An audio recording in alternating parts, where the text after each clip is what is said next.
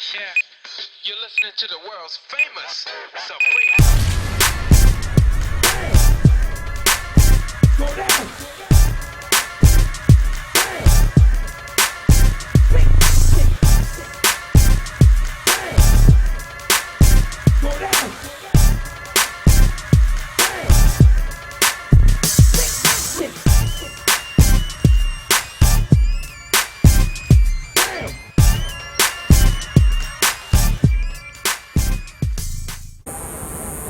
Right, y'all.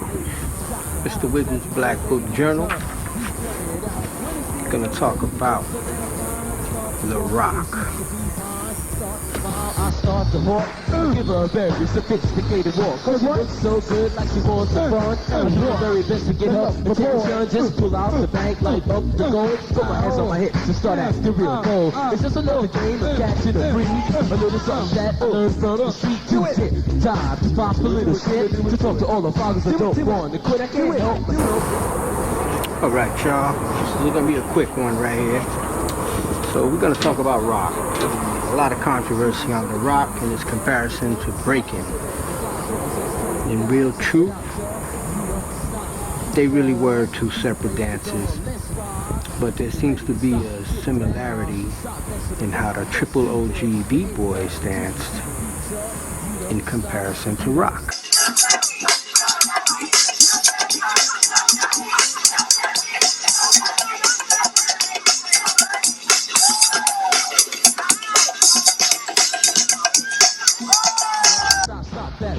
Rock KC is in the house, he's cooling out, he's cooling out. Y'all, OZ is in the house, he's cooling out, he's cooling out. Y'all, Caesar is in the house, he's cooling out, he's cooling out. Y'all, Carlton is in the house, and Cool Paul rock the house, and little KC is in the house, and Zulu Nation rock on. So when we talk about burning, well, that's rock. Or related to. And a lot of the burning was borrowed, and it's not a big deal. Never was a big deal back in the day. It's only now when it comes into question of the Latino role in hip-hop. One of the things that we bring to the people's attention is that by the time the Latino rocker turned B-boy created all the concepts of air moves and power, all of these things were attributed not to rock, but to hip-hop. So the rock concept of air and power, which did exist, called down rock, got lost in the sauce. We attributed it all to hip-hop.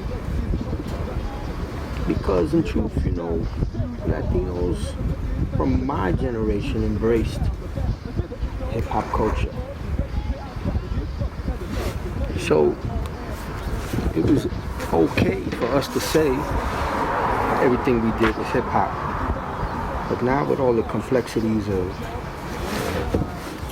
all the social issues that are going on within the Black and Latin community, it's getting more complicated.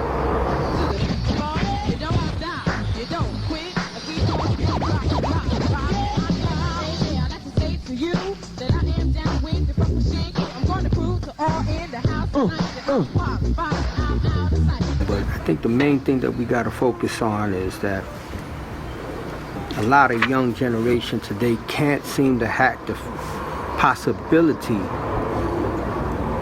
that Black and Latinos in New York were sharing and relating and hanging out, chilling. It bothers people on the internet that can't relate that our communities were actually cool, integrated, and we had fun together.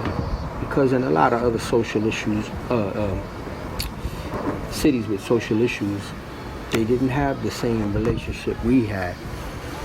And that is mostly related to the fact that Puerto Rican family is built on African, Spanish, and Indian culture, native culture. You don't stop. If you don't believe the words I say are just start over and here, but one day, yes, y'all, you don't stop. It doesn't change the fact that our relationship between Black and Latinos in the Bronx, in New York, in Brooklyn, Manhattan, Queens, Staten Island, were tight-knit, which is why you look at album covers and rap groups, and you're gonna see Puerto Rican MCs, DJs, producers, the whole nine. We were in the mix. And why we were embraced, not as guests, but as participants in hip-hop culture. Easy. And we shared that love with all Latinos all over the world. But in order for Latinos all over the world to embrace and be accepted not as a guest, but as a participant and a contributor, you also have to acknowledge the struggles that came with being black and brown in America and all over the world. You have to accept that we are all in it together. You cannot disrespect any aspect of the struggle, because that struggle that we went through, particularly in New York, is what spawned hip-hop and rock and Spanish hustle and Dolly Huevo and freestyles and house and all of these things. And when we're doing these dances, we are definitely representing the struggle. Alright? So more on that topic soon, y'all. I didn't mean to get all high pitched, but I'm also trying to do this damn fucking piece while the wind is blowing, mad noise outside, and trying to control my pen. You can see it's sloppy, but like I always say, I don't give a fuck if it's sloppy. The style shows. Y'all can see the flavor and the funk and them letters. You know what I'm saying? Bless. Yeah, you're listening to the world's famous Supreme.